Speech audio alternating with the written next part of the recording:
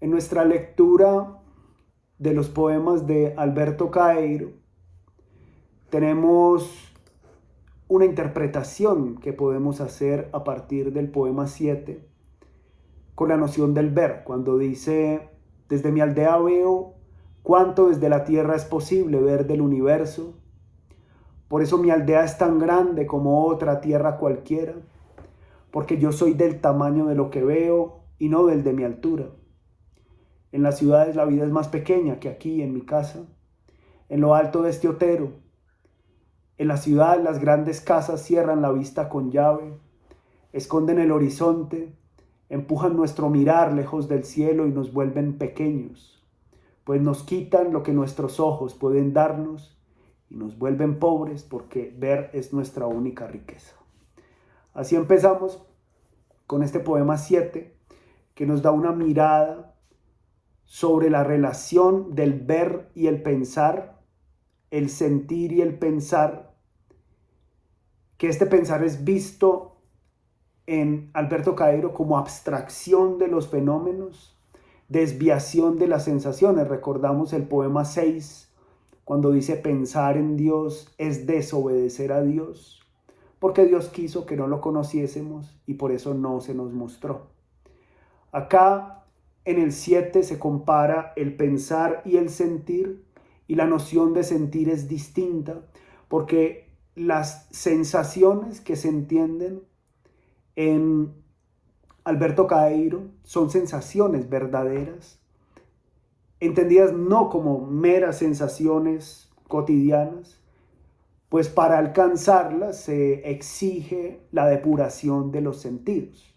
O sea, alcanzar esas sensaciones es una tarea que envuelve una reflexión crítica sobre el conocimiento, sobre la propia reflexión y sobre las influencias que pueden marcar esas sensaciones. Y cuando empezamos a comparar ese ver con ese pensar, empezó de lo que se trata es de una depuración, por lo menos en Alberto Caeiro, de un ver simplemente mediado por saberes. Así aparece también en el primero de los poemas inconjuntos que teníamos para leer, para compartir, cuando él dice: no basta abrir las ventanas para ver los campos y el río. O sea, no es solo el ver del ver. No es suficiente no ser ciego para ver los árboles y las flores. También es necesario no tener ninguna filosofía. Eso, cuando uno es estudioso de la filosofía, le llama mucho la atención. Y entonces, ¿cómo no tener ninguna filosofía pensando filosóficamente?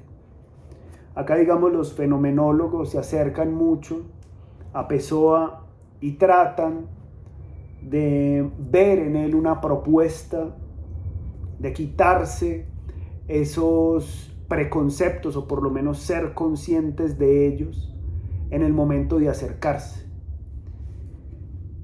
Con filosofía no hay árboles, solo hay ideas.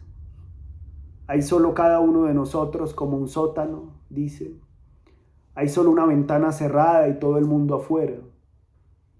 Y un sueño de lo que se podría ver si la ventana se abriese, que nunca es lo que se ve cuando se abre la ventana. Es decir, ver es más que el simple ver, y pensar tiene varias acepciones en Alberto Caeiro, pero este pensar que nubla y esta filosofía que nubla son los preconceptos o la armazón de sistemas que no permite relacionarse con las cosas en cuanto cosas. De allí que diga: soy del tamaño de lo que veo, en el poema 7 del guardador de rebaños, porque aquello que se ve es la posibilidad de sentirse cosa siendo parte de las cosas, y lo compara con la ciudad cuando dice que la ciudad no permite ver los edificios. Está pensando, imagínense, la escritura de Pessoa a comienzos del siglo XX, ¿Qué tal que estuviera viviendo en una ciudad como las nuestras, donde creen que el progreso es hacer edificios y cada vez tapan más la vista? De allí que sea una vida más pequeña, de allí que sea una vista mucho más pequeña y que no se permita esta concepción del horizonte. El concepto de la pobreza también aparece acá, recordando la noción de que Alberto Caeiro, como lo propone Ricardo Reis, era una persona que no tenía muchos recursos, pero él considera que su relación con la vida es una relación de mucha riqueza por todo lo que le ofrece, no las cosas en general, sino el cada cosa, el detenerse en cada cosa. Y esto pues muy cercano a esa propuesta del detenimiento, del detenerse y de una contemplación directa de las cosas que no esté mediada por aquel mundo en el que las cosas ya vienen siendo transformadas. Entonces, este pensar, cuando Alberto Caeiro se refiere al pensar, por un lado, habla de las formas habituales del pensamiento, que él rechaza. Cuando dice pensar a Dios es desobedecer a Dios. Y por el otro lado está hablando de un pensamiento que es capaz de suspenderse en pro de las sensaciones. De allí que escriba, pienso en esto, no como quien piensa, sino como quien no piensa. Bien, el poema 8 es un poema bastante llamativo, es uno de los más largos de El guardador de rebaños, si no el más largo, y se remite a la dimensión de un sueño. Se refiere a la figura de Jesucristo, también es extraño, porque estamos embarcados en una lectura del paganismo, en una interpretación de lo pagano, pero acá lo que aparece es esta figura de lo cristiano, ya en un plano diferente, que es el plano de cómo un pagano puede ver a Jesús. En Ricardo Reis lo vamos a ver más adelante también, pero el Jesús crucificado, en Alberto Caeiro es el Jesús niño, es la infancia. Dice así, un mediodía de fin de primavera, tuve un sueño como una fotografía. Vi a Jesucristo descender a la tierra. Vino por la ladera de un monte convertido otra vez en niño, corriendo y revolcándose por la hierba y arrancando flores solo por tirarlas y riendo de modo que de lejos se oía. Había huido del cielo. Era demasiado nuestro para ser de segunda persona de la Trinidad. En el cielo todo era falso, todo discordante con las flores, los árboles, las piedras. En el cielo tenía que estar siempre serio y de vez en cuando hacerse otra vez hombre y subir a la cruz y estar siempre muriendo con una corona trenzada de espinas y los pies traspasados por un clavo de gruesa cabeza y hasta un trapo en torno a la cintura, como los negros de las ilustraciones. Ni aún le dejaban tener padre y madre como los demás niños. Su padre era dos personas, un viejo llamado José, que era carpintero y que no era su padre, y el otro padre era una paloma estúpida, la única paloma fea en todo el mundo, porque no era del mundo ni era paloma. Y su madre no había amado antes de tenerlo, no era mujer, era una maleta en la que él había venido del cielo. Y querían que él, que solo había nacido de la madre y nunca tuvo un padre al que amar con respeto, predicase la bondad y la justicia. Un día que Dios estaba durmiendo y el Espíritu Santo andaba volando, fue a la caja de los milagros y robó 3. Con el primero, hizo que nadie supiese que había huido. Con el segundo, se creó eternamente humano y niño. Con el tercero, creó un Cristo eternamente en una cruz y lo dejó clavado sobre la cruz del cielo, que sirve de modelo a las demás. Después huyó hacia el sol, bajando por el primer rayo que cogió. Hoy está viviendo en mi aldea conmigo. Es un niño de risa linda y natural. Se limpia la nariz con el brazo derecho, chapotea en los charcos, coge flores, le gustan, las olvida. Tira piedras a los burros, roba fruta en los huertos y huye de los perros llorando y gritando. Y como sabe que a ellas no les gusta y que le hace gracia a todo el mundo, corre tras las muchachas que hacen yendo juntas el camino con los cántaros sobre las cabezas y les sube las faldas. A mí me enseñó todo. Me enseñó a mirar hacia las cosas. Me dice las cosas que hay en las flores. Me muestra cómo son de bonitas las piedras cuando las tenemos en la mano y las miramos con detenimiento. Me habla muy mal de Dios, diciendo que es un viejo enfermo y estúpido, escupiendo siempre sobre el suelo y diciendo indecencias. La Virgen María se pasa las tardes de la eternidad haciendo calceta. Y el Espíritu Santo se rasca con el pico, se encarama en las sillas y se lo hacen ellas. Todo en el cielo es estúpido como la Iglesia Católica. Y me dice que Dios no entiende nada respecto de las cosas que creó, si es que Él las creó, cosa que dudo. Él, por ejemplo, dice que los seres están cantando su gloria, pero los seres no cantan nada, porque si cantasen serían cantores. Los seres solo existen nada más y es por eso que se llaman seres. Luego, cansado de hablar mal de Dios, el niño Jesús se duerme entre mis brazos y yo lo llevo en mi regazo a casa. Vive en casa conmigo a mitad del lotero. Él es el niño eterno, el Dios que faltaba. Él es lo humano que es natural. Él es lo divino que sonríe y juega. Y por eso sé con completa certeza que Él es el niño Jesús verdadero. Y el niño tan humano que es divino es mi cotidiana vida de poeta. Y al ir siempre Él conmigo, soy yo poeta siempre. Y por eso mi más breve mirada me consigue llenar de sensación y el mínimo sonido, sea el que fuere, parece que me habla. El nuevo niño que habita donde vivo me da a mí una mano y la otra a todo cuanto existe.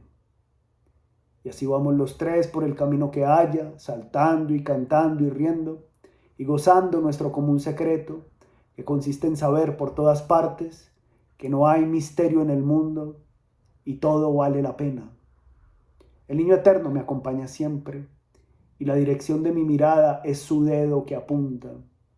Mi oído atento alegremente a todos los sonidos son las cosquillas que me hace jugando en las orejas. Nos llevamos tan bien uno con otro en compañía de todo que jamás pensamos uno en otro, aunque vivimos reunidos y dos en un íntimo acuerdo como la mano derecha con la izquierda. Al anochecer jugamos a las tabas en el dintel de la puerta de la casa. Graves, como conviene a un dios y a un poeta, como si cada piedra fuese un universo y por eso fuese un peligro para ella dejarla caer al suelo.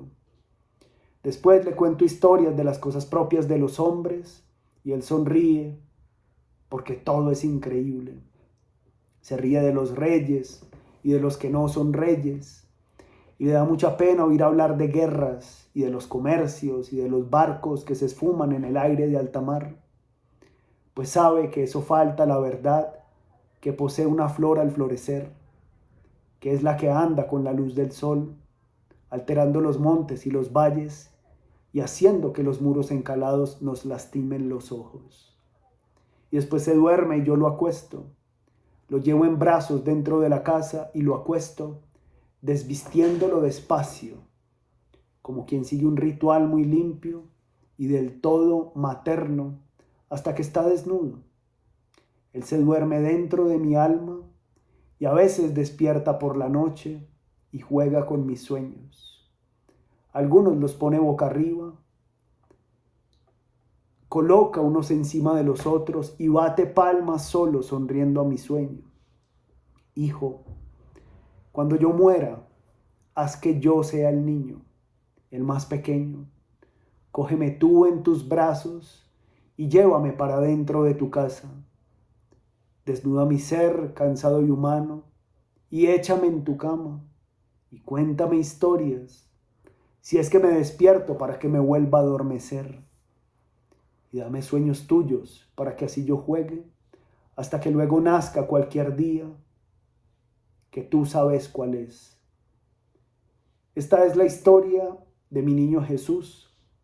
¿Por qué razón que se entienda no ha de resultar más verdadera que todo cuanto piensan los filósofos y las religiones nos enseñan?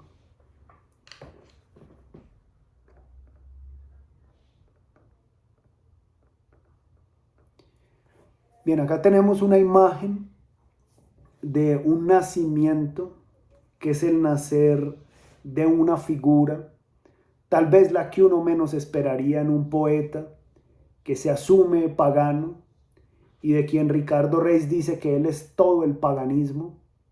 Aparece como la figura central y fuerte del nacimiento de las cosas.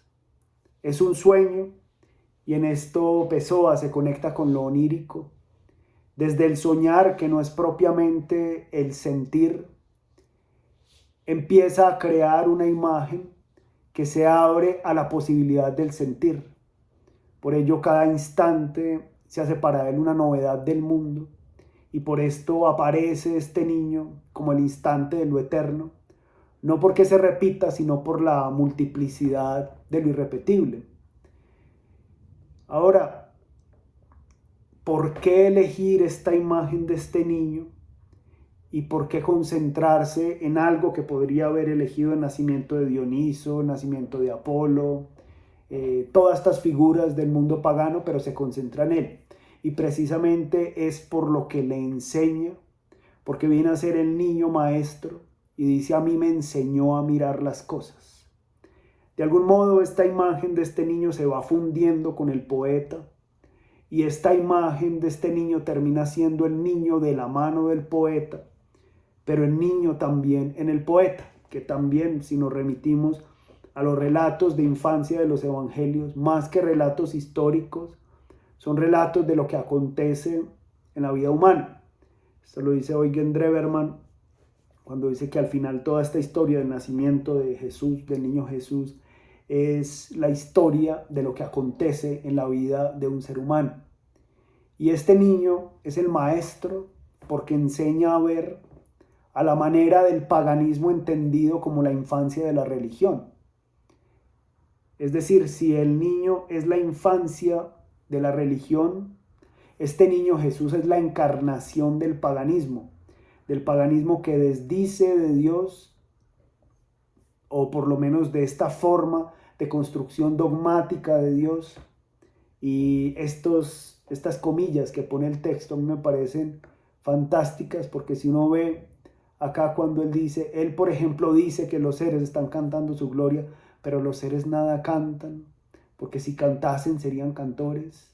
Los seres solo existen nada más, y por eso es que se llaman seres. Esta es la voz del niño, el niño diciéndole a Alberto Caeiro qué es lo que pasa frente a los discursos que son las voces oficiales de Dios, pero detrás se esconde también lo que han dicho los teólogos a lo largo del tiempo.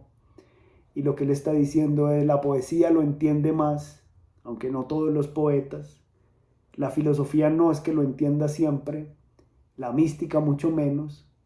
Pero esta transparencia a la que busca acercarse Alberto Caeiro es la que dice: mire, son seres y solo existen nada más, que ahí hay un juego, porque la palabra seres son, y se podría traducir por animales, pero también por cercanos a toón. Estoy pensando pues en los conceptos griegos, y en estos conceptos griegos esta mirada es una construcción de lo que es, ¿sí? O sea, lo que busca Alberto Caeiro con esta imagen del niño es cómo este niño siente el transparentarse de las cosas y entiende las cosas como transparencias. Acá hay imágenes de lo religioso, y recordamos, como escribió Ricardo Reis, Alberto Caeiro es el fundador de una nueva religión. sin embargo es quien rechaza toda religión y toda metafísica, y sin embargo ofrece el descubrimiento del mundo, el acercarse al mundo. Así es que Ricardo Reis dice que Alberto Caeiro es el revelador de la realidad, pero es este niño en Caeiro o de la mano de Caeiro el que le revela el asombro por esa realidad. Reis dice que Cristo, el Cristo sufriente, es el Dios que faltaba. Después se refiere a tanto Reis como Antonio Mora se refieren a Alberto Caeiro como el Dios que faltaba. Y es Alberto Caeiro el que dice que este niño es el Dios que faltaba. O sea, esto puede entenderse como un sueño, como una parábola, como una reconstrucción o relectura de relatos de infancia, que hay muchísimos, hay varios evangelios que cuentan estas infancias. Y este niño que aparece acá también está conectado con esa imagen de Nietzsche del niño que habíamos mencionado alguna vez. Quiero leer ese fragmento cuando él dice: inocencia es el niño y olvido, un nuevo comienzo, un juego, una rueda que se mueve por sí misma, un primer movimiento, un santo decir sí. Sí, hermanos míos, para el juego del crear se precisa un santo decir sí. El espíritu quiere ahora su voluntad, el retirado del mundo conquista ahora su mundo. Es esta afirmación de vida, por eso va de la mano con el poeta, porque Alberto Caeiro no está negando vida, no está expandiendo discursos de muerte, no está invitando al sufrimiento ni al ascetismo, tampoco le interesa el desbordamiento hedonista, simplemente el decir sí a las cosas tal como aparecen, y en este aparecer afirma. Por eso ve al niño como hermoso, como un niño que ríe y es natural, se limpia la nariz, coge las flores, tira piedras, está jugando. Esta es la infancia de toda religión, pero también la infancia de toda filosofía y de toda poesía. Es una infancia que enseña a mirar. Y es el niño que es su salto, es su música, es el maestro de Alberto Caeiro. Y no es tanto maestro por ser Jesús, que fue maestro, sino por ser niño antes de ser maestro. Es decir, es el que enseña a ver. Y más que por ser divino, es por ser profundamente humano, por ser juego. De allí que, bueno, el mismo Ricardo Reis dice que algunos de estos poemas no le gustan tanto, precisamente porque se acerca tanto a estas imágenes del cristianismo, y Ricardo Reis no quiere que en su construcción poética aparezca esto cristiano. Sin embargo, Alberto Caeiro es donde tal vez las relaciones más directas con aquello que conocemos son las que permiten deconstruir aquello que conocemos. Por esto el paganismo de Alberto Caeiro es un paganismo que logra alejarse acercándose. Un paganismo que, en la medida en que muestra las cosas que nosotros conocemos tradicionalmente, las deconstruye dándoles una mirada distinta. Es decir, reinterpreta todo aquello que ya la tradición nos dio interpretada y hace una especie de epogeo, una suspensión de el concepto que teníamos antes de la misma opinión o del juicio, y lo que permite es acercarse desde un lugar distinto.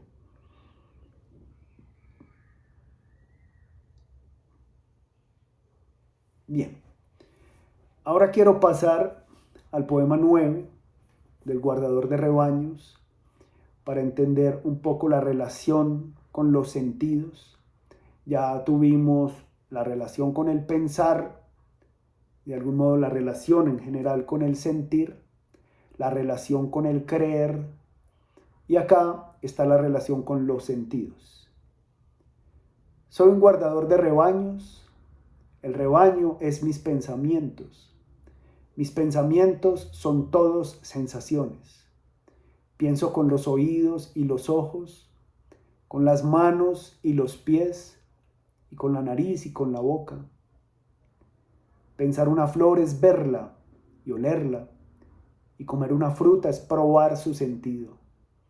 Por eso, cuando un día de calor me siento triste de gozarlo tanto, me echo cuán largo soy sobre la hierba y cierro los ojos calientes. Siento todo mi cuerpo echado en lo real. Conozco la verdad y soy feliz. Acá aparece entonces una relación con el sentir y una relación con el pensar, porque Caeiro insiste en que los rebaños son sus pensamientos. Es un pastor que no tiene ovejas, pastorea pensamientos, ¿sí? Y uno dice, si no le gusta el pensar, ¿por qué pastorea pensamientos? Porque como dijimos, son dos modos de pensar. Un pensar, que es el pensar tradicional, el pensar que se despega de los sentidos. Recordamos esa frase de Descartes en las meditaciones metafísicas, donde dice que se despoja de lo que escucha, lo que ve, y se dedica a pensar abstractamente. Por eso se da cuenta de que existe. Pero en Alberto Caeiro el pensar es quitarse, despojarse de los preconceptos y de creer que se está solo pensando y poner una atención especial en el hecho de sentir. Acá es mucho más cercano al empirismo, que piensa con los ojos y con los oídos, con las manos y los pies, con la nariz y la boca, y rompe con el racionalismo para radicalizar ese pensar de los sentidos. O sea, Descartes creía, por ejemplo, que una idea, la del triángulo, no está en los sentidos, sino en la mente. Y por eso es una idea verdadera. También dice Descartes, la idea de Dios proviene de la mente, y por eso es una idea verdadera, no de los sentidos. Para Caeiro es lo contrario. Si hay un pensar, son los sentidos. Y la verdad de su pensamiento es el sentir. O sea, él considera que las abstracciones de lo general y lo universal son invenciones de nuestra mente, que organiza ciertos rasgos parecidos de las cosas y de los individuos, y nos hace pensar que hay principios generales. Pero desde Alberto Caeiro esos principios generales no existen. Lo que hay es cada cosa en particular. Recordamos, por ejemplo, lo que dice Locke. Lo general y lo universal no pertenecen a la existencia real de las cosas, sino que son invenciones y criaturas del entendimiento, hechas por él para su uso y se refieren solo a los signos, sean estos palabras o ideas. Así, Caeiro estaría mucho más cerca del pensamiento de Locke que del pensamiento cartesiano, porque en Descartes es la abstracción sin el sentido, lo que nos hace pensar, y el pensar que es verdadero, lo que nos hace saber que existimos. En Locke, estas abstracciones solamente son instrumentos para tratar de entender cada cosa, pero siempre tenemos que ir a cada cosa. Esta es una diferencia muy marcada, por esto Alberto Caeiro dice, pensar una flor es verla y olerla, es decir, la fuerza está en los sentidos que ella ofrece, y comer una fruta es probar su sentido. Hablábamos la otra vez del saber y el sabor, y este saber es la relación que hay con las cosas, y desde la relación que hay con ellas, el verdadero saber es el que proviene de haber probado el sabor. El verdadero saber y el pensar, digámoslo así, que es el proceso de llegar a saber, es el que hace que haya una vivencia profunda de las cosas en la medida en que hay una relación con las cosas. O sea, relacionarse con las cosas es entrar en un contacto material con ellas, no aislarse de ellas, sino todo lo contrario. Por eso dice que se acuesta sobre la hierba y habla de su cuerpo. En la versión de Abada dice, siento todo mi cuerpo echado en lo real. En portugués dice na realidade, es decir, no solo lo real, sino en la realidad. Es decir, acostarse sobre la realidad para sentir la realidad sobre sí. Como cuando dejamos los dispositivos que son los grandes distractores, las grandes abstracciones que ahora tenemos y nos concentramos en mirar un árbol, en mirar la corteza, en mirar las hojas, las formas de las hojas, las venitas que tienen, en mirar la flor si es que florece, en sentir, en palpar, en oler, es muy distinto a la abstracción de una descripción. Lo mismo de un cuerpo, en el caso del amor, por ejemplo, el detenerse, en vez de estar pensando qué se pasa, dejar de pensar para sentir, y solo a través de esa experiencia que se tienen con las cosas, de ese sabor de las cosas, llega el saber. De allí la mirada del poema 9 que dice que el rebaño son los pensamientos, y luego dice, sí, pero mis pensamientos son sensaciones. Entonces no estamos con el poeta de lo abstracto, sino con el poeta de lo concreto, y es de esto que se desprende la interpretación que hacen Ricardo Reis o Antonio Mora o incluso Álvaro de Campos, cuando ven en Alberto Caeiro aquel que pone las sensaciones como el lugar central del conocimiento.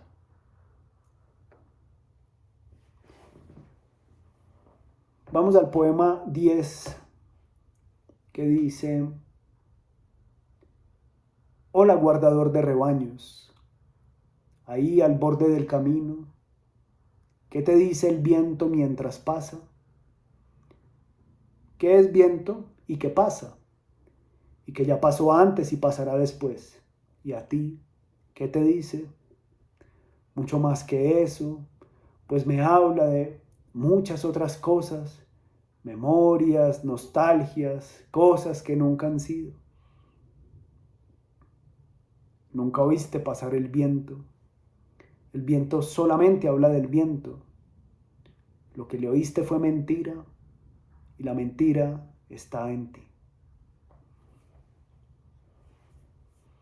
Acá, en este poema, como ven, hay un diálogo. Este diálogo es a dos voces. Otra persona lo interpela, lo saluda, guardador de rebaños, al borde del camino, ¿qué te dice el viento?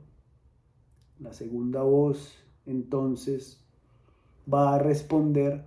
Y acá hay una contraposición de imágenes, y de interpretaciones, incluso de hermenéuticas. Si ustedes han visto las hermenéuticas medievales, por ejemplo, habla de una lectura de 4 sentidos, que no me acuerdo cuáles son, pero es el sentido literal, el sentido espiritual, el sentido moral, el sentido místico. Casi siempre las lecturas metafísicas o espiritualizantes lo que hacen es preguntarse qué hay detrás de aquello que estoy viendo, cómo puedo verlo estando detrás. Por ejemplo, Ignacio de Loyola propone imaginar el mundo e imaginar que detrás de cada cosa hay una revelación y hay un sentido. Y los grandes imagineros que interpretan desde un lugar metafísico siempre están pensando qué te dice eso para tu vida, o qué te dice eso moralmente, o qué te enseña eso sobre Dios. Pero acá la respuesta de Alberto Caeiro es: ¿qué me dice eso? Me dice qué pasa, qué es viento y qué pasa. Y el otro le dice, cayendo ya en la cursilería de la poesía, que habla de nostalgias, que habla de emociones. A mí el viento me habla de muchas otras cosas.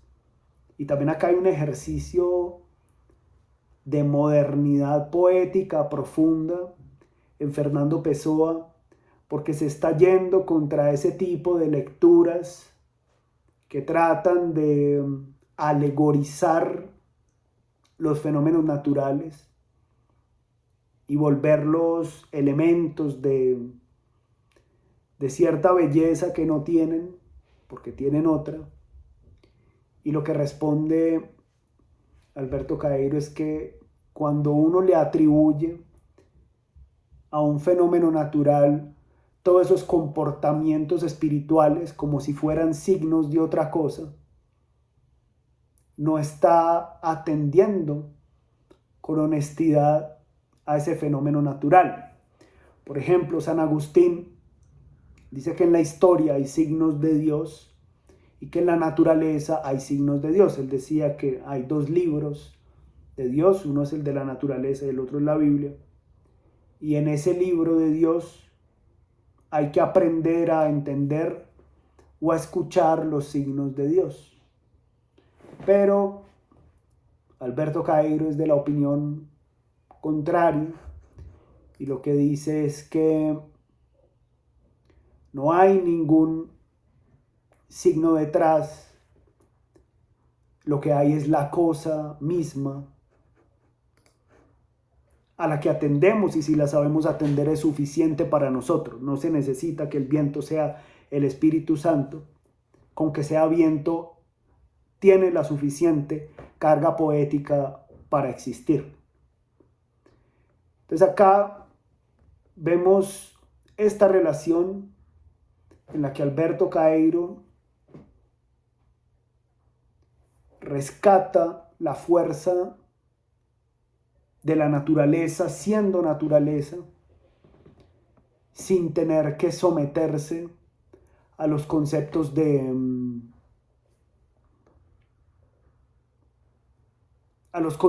que la disfrazan de otra cosa.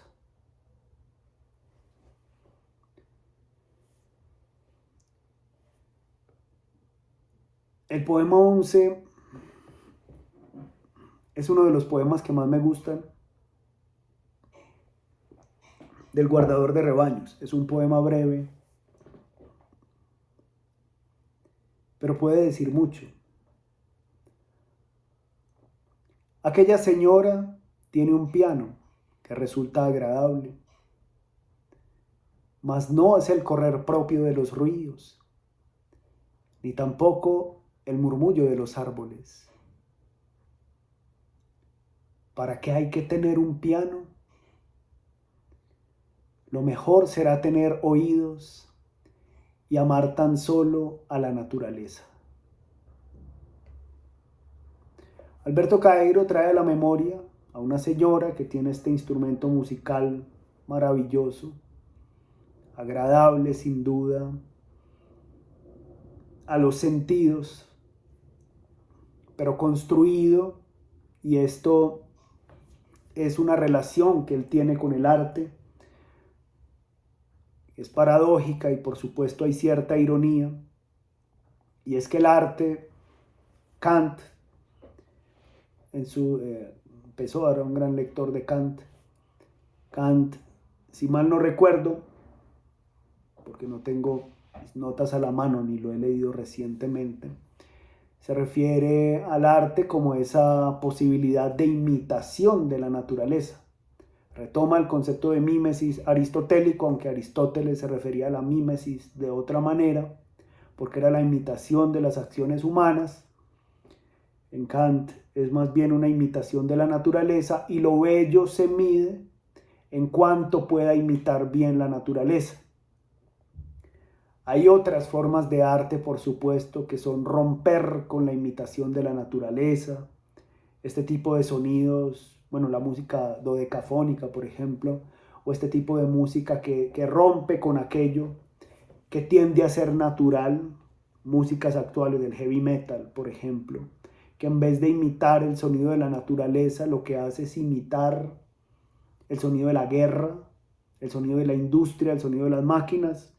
Si ustedes recuerdan la canción One de Metallica, hay una parte donde se oyen los bombos muy rápido y las guitarras muy rápido, y era la forma de pensar la guerra del Vietnam y de imitar cómo suenan los helicópteros, cómo suenan las balaceras, cómo suenan las ráfagas de una ametralladora.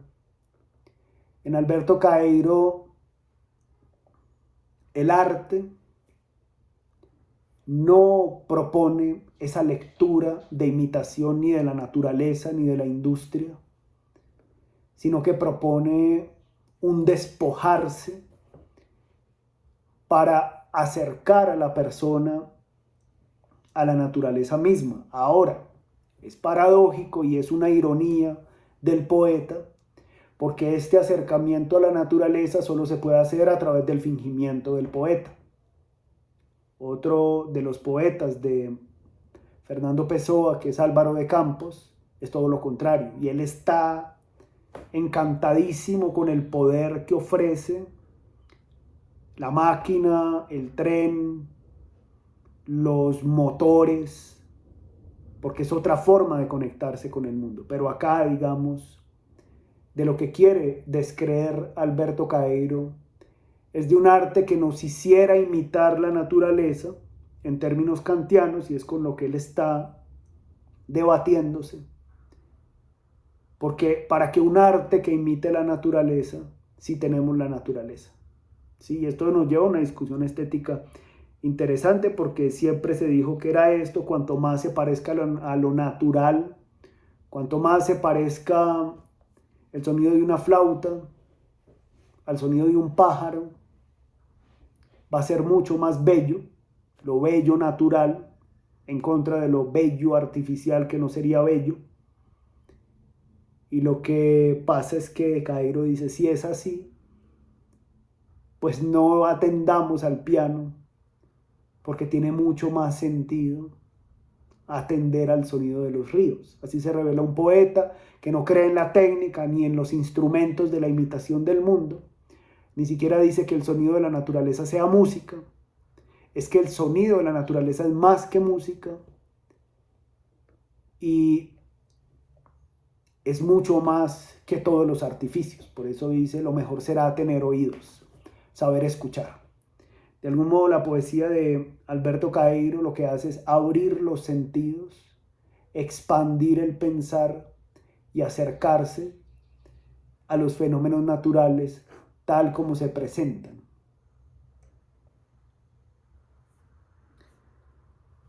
En el poema 12 dice Alberto Caeiro: los pastores de Virgilio tocaban sus zampoñas y otras cosas y cantaban de amor de modo literario.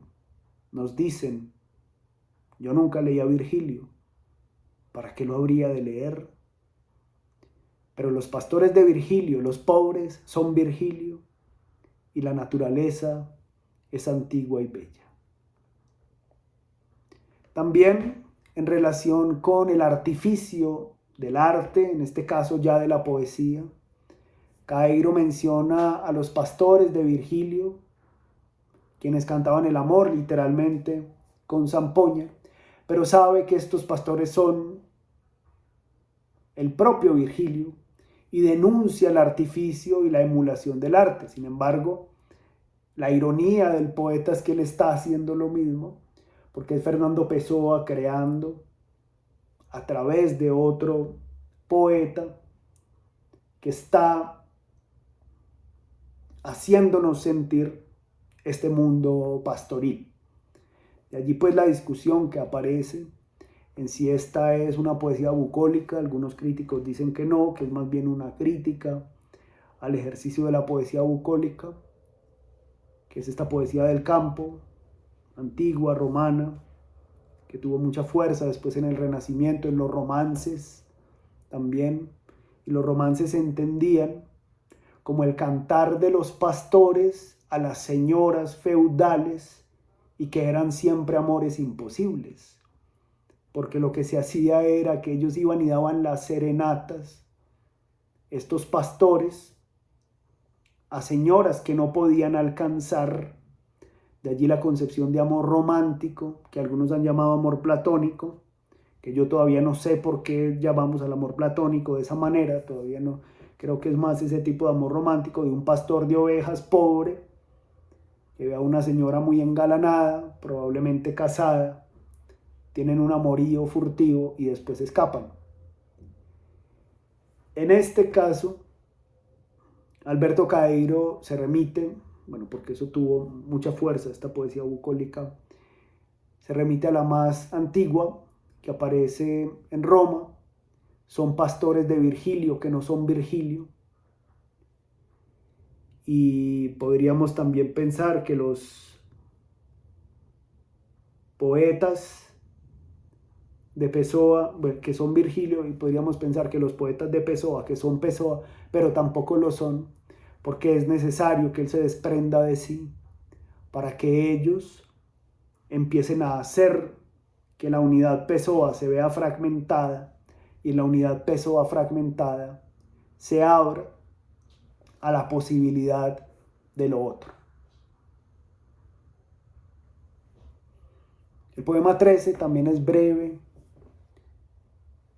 muy sutil, pero tiene mucha fuerza. Cuando dice leve, leve, muy leve, un viento leve pesa, se va siempre muy leve, y yo no sé qué pienso, ni pretendo saberlo.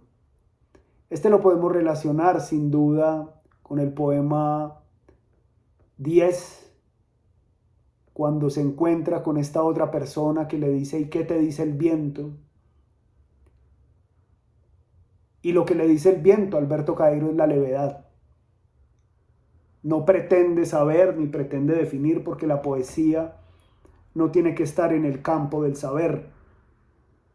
No todo tiene que saberse, pues la propuesta que hace Alberto Caeiro es la de sentir. Por esto él acá está ensimismado, y lo que pretende básicamente es la entrega a aquello que es. Y cerramos esta lectura de estos poemas con el 14, que dice: no me importan las rimas, raras veces hay dos árboles iguales, uno al lado del otro. Pienso y escribo como tienen su color las flores, pero lo hago con menos perfección en mi propia manera de expresarme, porque me falta la simplicidad divina de ser todo, tan solo mi exterior. Y miro y me conmuevo como corre el agua si el suelo está inclinado, y mi poesía es natural como es el viento cuando se levanta. Este es el otro artificio con el que se enfrenta la poesía de Caeiro, y es la rima. Había críticas, por supuesto, el verso libre no era una cosa tan común. En los años 14, 15, que se escriben estos poemas del siglo XX, era mucho más la rima, mucho más fuerte. Teníamos, por supuesto, a Whitman, que escribía verso libre, pero al estilo de versículos. No, digamos, tampoco era tan libre como después se vino dando. Ya teníamos algunos poemas en prosa, pero aún así los poemas en prosa tenían determinadas estructuras, como por ejemplo en Novalis. Esta poesía rimada, que ha sido tradición, busca unificar bajo el género de las palabras o de la música lo irrepetible de la experiencia. Pero desde la mirada de Alberto Caeiro, así como no hay dos árboles iguales, tampoco hay rimas.